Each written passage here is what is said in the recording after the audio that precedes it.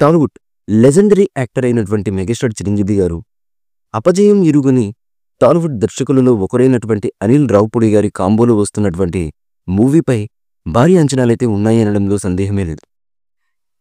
వీరి కాంబినేషన్లో movie announcement దగ్గర నుంచి కూడా వీరి కాంబినేషన్లో వస్తున్నటువంటి మూవీపై విపరీతమైనటువంటి హైప్నైతే పెంచేస్తున్నారు మూవీ మేకర్స్. ప్రతి అనౌన్స్మెంట్ ఒక ప్రమోషన్ లాగా చేస్తుండడం విశేషం.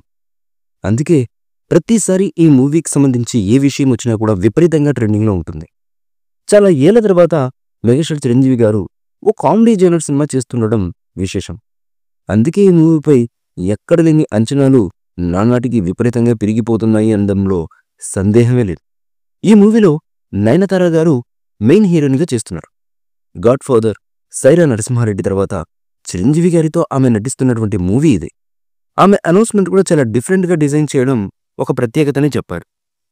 నయనతార జూన్ 17 నుంచి షూటింగ్లో జాయిన్ కాబోతున్నట్లుగా చిత్రవర్గాల నుంచి అందుతున్నటువంటి సమాచారం. ప్రస్తుతం ముస్సోరిలో షూటింగ్ జరుగుతుంది. 2 రోజుల పాటు ఇక్కడ నయన్ షూట్లో పాల్గొనబోతున్నారు. ఆ తర్వాత రామోజీ ఫిల్మ్ సిటీలో ఓ భారీ సెట్ వేస్తున్నట్లుగా తెలుస్తుంది. అక్కడ కొన్ని కీలకమైన షెడ్యూల్స్ని అయితే ప్లాన్ చేస్తుందట చిత్రం బృందం. అక్కడ మూవీలో ఇంపార్టెంట్ సీన్లు తీయబోతున్నారని తెలుస్తున్నటువంటి న్యూస్. చిరంజీవి గారు ఓవైపు విశ్వంబర తీస్తూనే ఇంకోవైపు అనిల్ మూవీ కోసం భారీగా డేట్స్ అయితే ఇస్తున్నారు.